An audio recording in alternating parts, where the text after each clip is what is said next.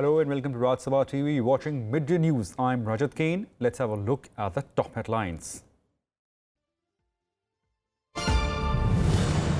Lok Sabha Speaker admits opposition's notice for motion of no confidence against the Central Council of Ministers. Government willing to hold discussions. Speakers notify the date in a couple of days.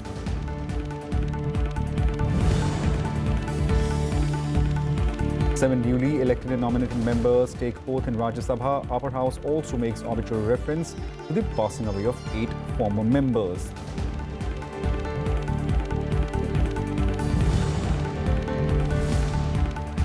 Prime Minister Modi calls for extensive discussion in the monsoon session, asserts his government is ready for debate on any issue, asks parties to make maximum use of time in 24-day-long session till August 10th.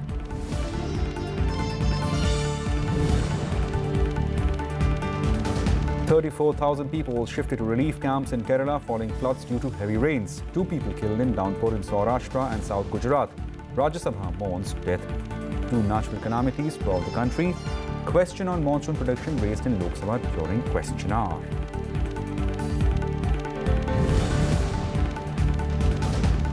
And England beat India by 8 wickets to bag the ODI series 2-1. India claimed 4 medals on day 1 of Junior Asian Wrestling in New Delhi.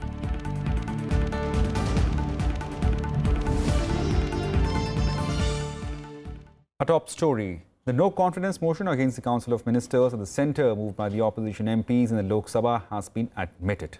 Speaker of the Lok Sabha, Sumitra Mahajan, while admitting the notice for the motion, has said that she'll notify a date for discussion on the no-confidence motion within a couple of days.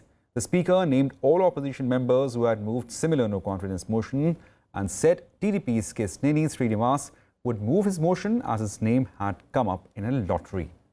The government has agreed to hold a discussion on the matter. विपक्ष के कई पार्टियां वो अविश्वास प्रस्ताव मुंह किया है। वो अविश्वास प्रस्ताव आप स्वीकार कर लीजिए। हम तैयार हैं। दूध का दूध, पानी का पानी हो जाए। पूरा देश में नरेंद्र मोदी जी को कॉन्फिडेंस है। हाउस में भी 2/3 हम इसको कर लिया है। I have done it, it's okay. मैंने स्वीकृत कर लिया है। Now, in other major developments, 7 newly elected and nominated members were prescribed oath or affirmation of allegiance to the Constitution in Rajya Sabha today. In Rajya Sabha, newly elected and nominated members took oath. They were Elamaran Karim of CPM from Kerala, Jose K. Mani of Kerala Congress M, Binoy Viswam of CPI from Kerala. 4 nominated members of the Upper House, Ram Shakal, Rakesh Sinha, Sonal Man Singh and Raghunath Mohapatra also took oath. Now, the obituary reference were also made in the Upper House to the passing away of the following former members. They were Vishwasrao Ramrao Patil, Mohammad Amin, Ashok Mitra, Balkavi Vairagi, Kameshwar Paswan, Shantaram Naik, Surendra Kumar Singla and M.M. Jacob. We deeply mourn the passing away of Sri Vishwasrao Ramrao Patil, Sri Mohammad Amin, Sri Ashok Mitra, Sri Balkavi Vairagi, Sri Kameshwar Paswan, Sri Shantaram Naik, Sri Surendra Kumar Singla and Sri M.M. Jacob. I request the members to raise in their place and observe silence as a mark of respect to the memory of the departed. Rajya Sabha Chairman Venkaiah Naidu also informed the House that members will be able to speak in the House in any of the 22 Indian languages listed in the 8th schedule of the Constitution. You are all aware that under Article 120 of the Constitution, the chairman is empowered to allow members to speak in any of the 22 languages listed in 8th schedule of the Constitution. It has been my ardent desire ever since my taking over as chairman, Rajya Sabha, to felicitate members speak in their mother tongue.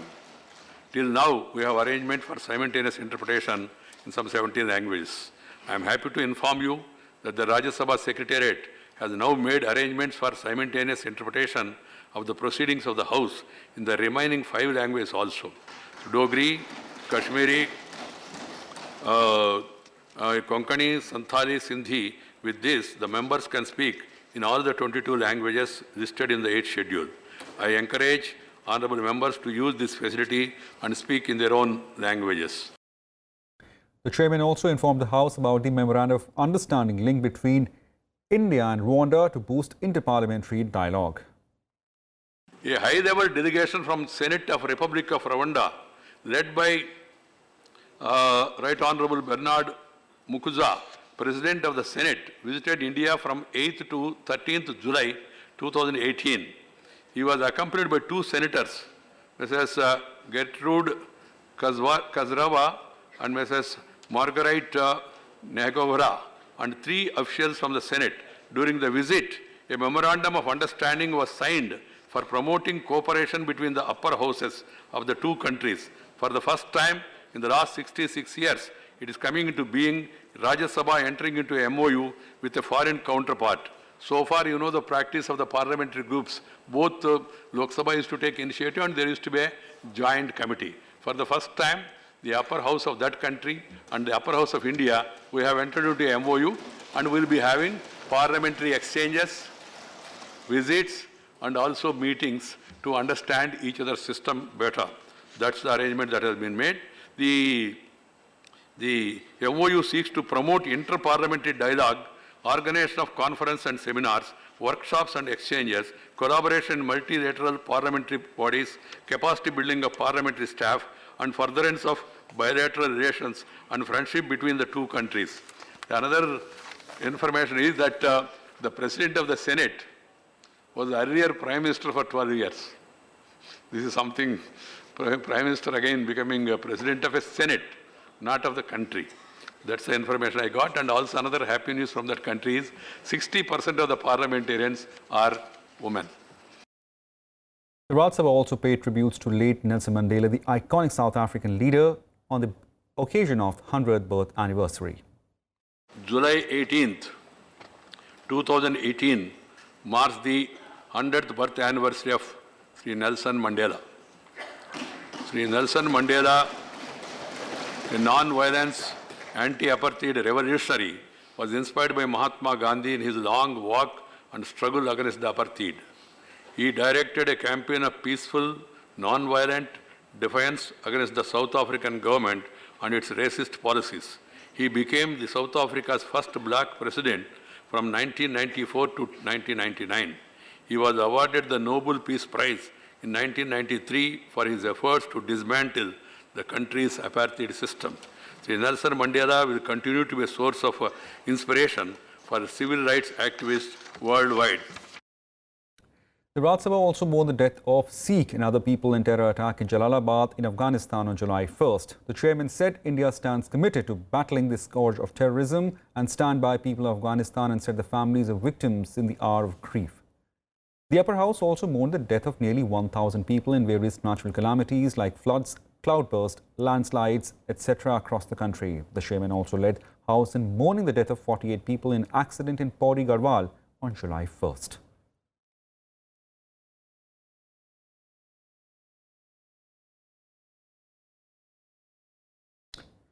Now, ahead of the session, Prime Minister Modi appealed to all parties for their cooperation to ensure passage of crucial bills. He hoped for extended discussion on crucial issues of national importance too.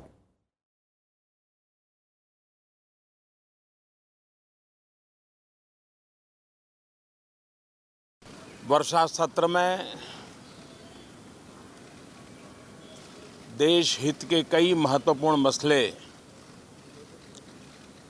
जिसका निर्णय होना जरूरी है।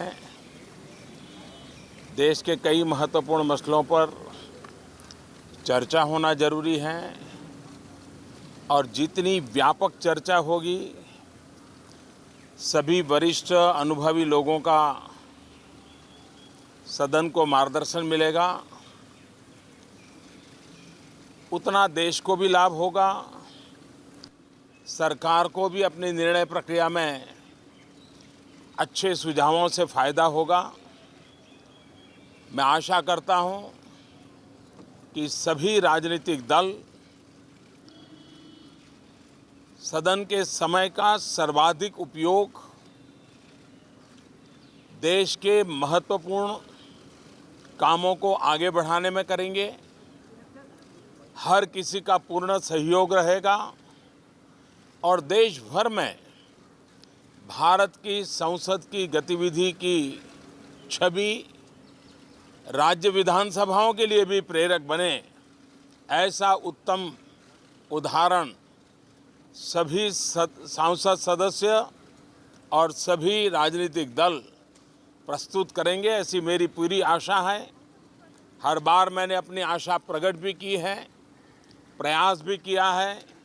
इस बार भी आशा प्रकट कर रहा हूँ, इस बार भी प्रयास कर रहे हैं और हमारा प्रयास निरंतर रहेगा। कोई भी दल, कोई भी सदस्य किसी भी विषय पर चर्चा करना चाहता है, सरकार हर चर्चा के लिए तैयार है। ये मानसून सत्र है, देश के कई भागों में वर्षा के कारण कुछ आपदाएं भी हैं और कुछ स्थान है जहां अपेक्षा से कम वर्षा है। मैं समझता हूं ऐसे विषयों की चर्चा भी बहुत उपयुक्त रहेगी। The BJP has appointed Anurag Thakur, its MP from Hamirpur in Himachal Pradesh, as party's chief whip in Lok Sabha. Thakur replaces Rakesh Singh, who was recently made Madhya Pradesh BJP president and is busy with election strategy in the poll-bound state. Time for a very short break. More news on the other side.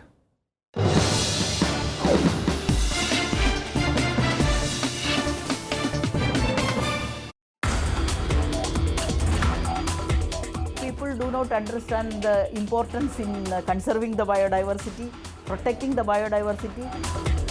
All the 29 states are now having the state biodiversity boards. As far as conservation is concerned, almost 1,561 species.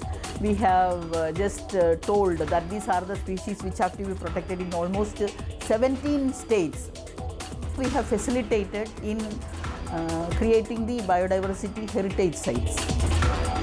There are opportunities, but people normally don't take up the opportunities or take up the challenges because they shy away from that. Watch Eureka with Dr. Meena Kumari, Chairperson of National Biodiversity Authority at Chennai. Saturday 4 p.m. and Sunday 12 noon only on Rajya Sabha television.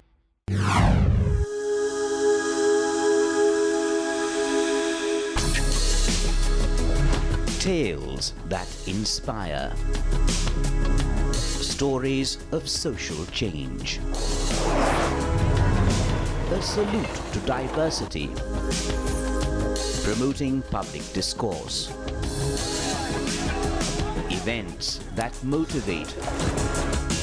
Inspiring the innovative spirit. Watch Rajya Sabha television documentaries.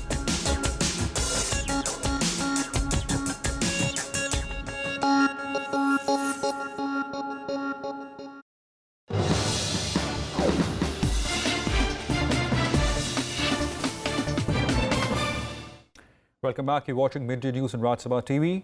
Now, Congress President Rahul Gandhi constituted party's highest decision-making body, the Congress Working Committee, bringing in some new and younger faces. Party veterans such as Digvijay Singh, Janardhan Dwivedi and Sushil Kumar Shinde and Karan Singh have been dropped from the CWC. Veterans like A.K. Antony, Ahmed Patel, Ambika Soni, Motilal Vora, Ghulam Nabi Azad, Mallikarjun Kharge, Anand Sharma and Kumari Selja have been included. Among the new faces are Mukul Vasnik, Avinash Pandey, K.C. Venugopal, Deepak Babaria, Tamradhwaj Sahu, Guy Khangam and Ashok Gehlot, whom he has also made party general secretaries. The new Congress Working Committee includes 23 regular members, 19 permanent invitees and 9 special invitees. Rahul has also convened the first meeting of the extended CWC on July 22nd to chalk out party's strategy. The meeting will include all state unit president and Congress legislative party leaders from the states. The Women and Child Development Ministry is set to amend the Juvenile Justice Act. The amendment will make district magistrates and collectors competent officers for approving adoptions instead of courts. The announcement to the effect was made by Union Minister Menka Gandhi on Tuesday at National Conference of the Ministers in charge of the Women and Child Development Departments in all states and union territories held in New Delhi. The move comes just days after cases of alleged illegal adoptions came to light in Jharkhand. Menka Gandhi also directed state government to inspect all childcare homes run by Mother Teresa's founded Missionaries of Charity after cases of alleged illegal adoptions by one such home came to light in Ranchi. The government is exploring possibility of holding panchayat elections in Jammu and Kashmir in September-October. Governor Anand Vora has directed the state administration to prepare the ground for the polls. The initiative has been taken in the view of 2011 polls that saw a record 80% turnout despite continuing unrest due to militancy.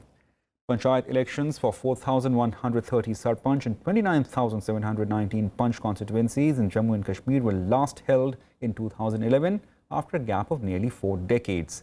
The polls to local bodies were supposed to be held in 2016 but could not be conducted due to 5-month-long unrest in the valley following the killing of Hizbul Mujahideen militant Burhan Wani. Earlier this month, Union Home Minister Rajnath Singh and National Security Advisor Ajit Doval, during the visit to Kashmir Valley, also pressed for the conduct of panchayat elections. The state is currently under the governor's rule. TRAI Chairman RS Sharma has said the apps should collect minimal data just as UIDAI does to give 12-number Aadhaar to the people. He said some apps are collecting more than required data and the customers are unaware of what is happening to them. He added that data minimization should be one of the principles, just as UIDAI does for Aadhaar. TRAI had noted that existing framework of data protection for telecom consumers is not sufficient and that all entities in the digital ecosystem which handles personal data should be brought under a data protection framework. These recommendations were expected to have wide-reaching implications for tech giants like Apple and Facebook, as well as apps like Paytm.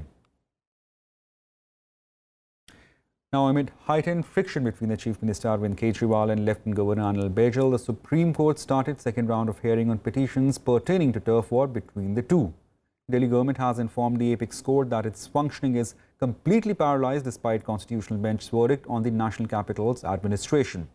Delhi government added that even after the verdict, they are unable to transfer officers or order postings. However, Supreme Court gave July 26 as next date of hearing the matter related to notifications, including that of the control of services in Delhi.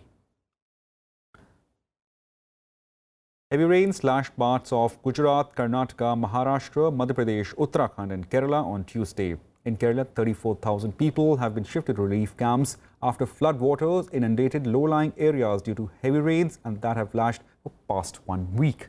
A 45-member NDRF team has been deployed to carry out relief operations.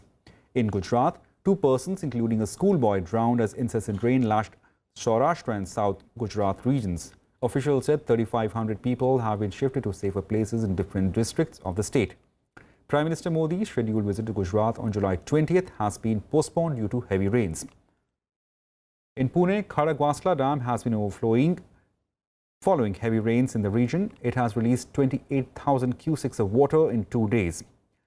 Rains have also been reported in several parts of Coorg district in Karnataka, the Madhya Pradesh capital, too received heavy rainfall. IMD also issued a heavy rainfall alert for Bhopal, Hoshangabad, Indore, Ujjain, Sagar and other adjoining areas.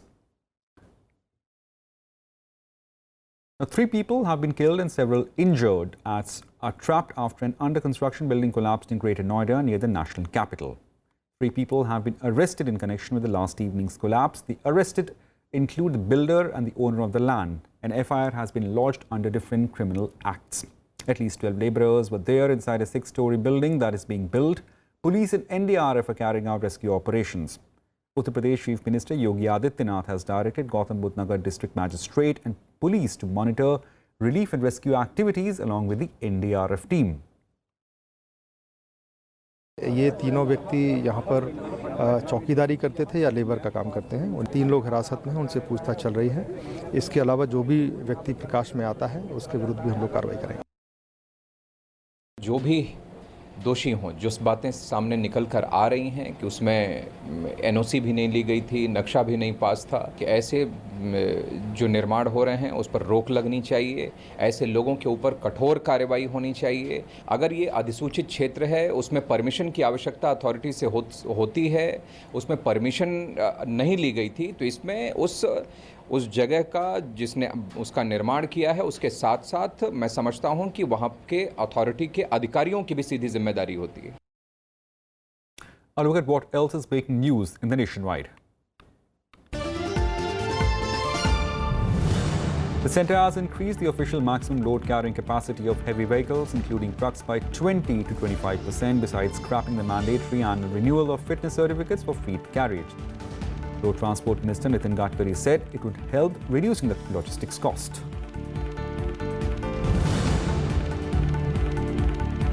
At least 19 fishermen have gone missing after the trawlers capsized in Bay of Bengal. 3 trawlers capsized in rough seas and 47 fishermen fell into the waters. Of them, 28 were rescued by the trawlers, while there has been no trace of 19 others despite a day-long search. A hovercraft and an airplane of Coast Guard have been pressed into service to look into the missing persons.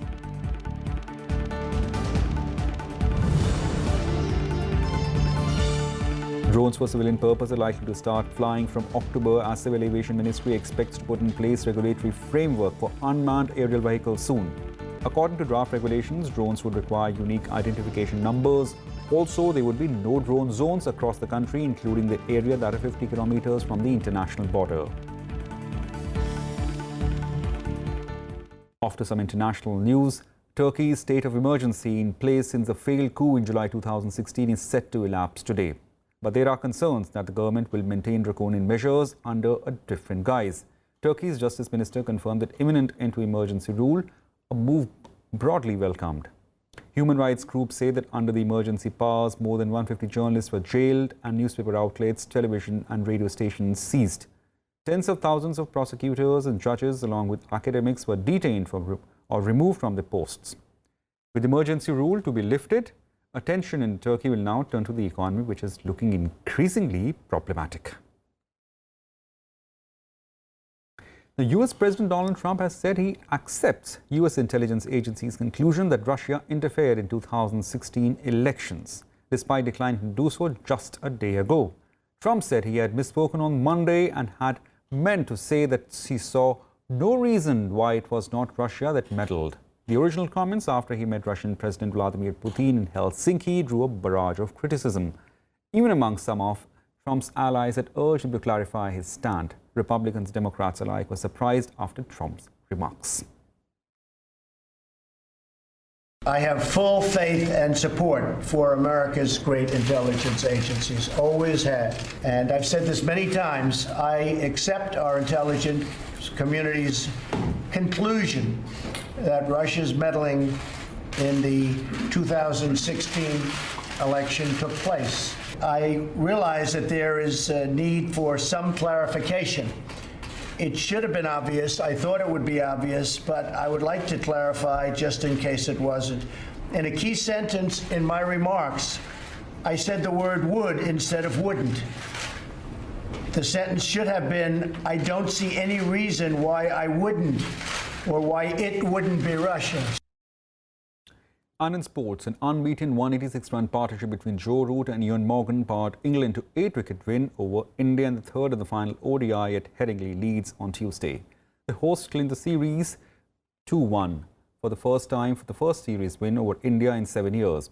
England's victory also ended India's run of consecutive one-day series victories. Morgan, after winning the toss, elected to field first as England bowlers produced a disciplined spell to restrict the visitors to 256 for 8 wickets at 50 overs. India's captain Virat Kohli top scored for India with 71 runs. In reply, England overhauled the target in just 44.3 overs with Joe Root unbeaten on 100 and skipper Morgan 88 not out. Now, India's Greco-Roman wrestler Sajjan emerged champion in 77 kg category of Junior Asian Wrestling Championship on Tuesday as the hosts bagged a total of 4 medals on day 1. 4 of the 5 Indian wrestlers entering the event came back with medals and 1 opted out because of an injury. Apart from Sajjan, Vijay, R.N. Pawar and Kumar Sunil won 2 silvers and 1 bronze in their respective weight categories as well. Now, India's ace javelin thrower Neeraj Chopra has bagged gold medal at Sotteville athletic meet in France. Neeraj won gold in the recently held Commonwealth Games at Gold Coast, again claimed the top honours last night by throwing 85.17 metres. Moldovan Andrian Mardare settled for silver with a throw of 81.48 metres, while Erlis Matseviukis of Lithuania took home bronze with 79.31 metres. 2012 Olympic champion Kishore Walcott ended with 78.26 metres throw. AFI President Adile Samarwala tweeted praising the youngster. Chopra will feature next month's Asian Games in Indonesia. That's it for now. Keep watching Rajya Sabha TV for more. Thank you.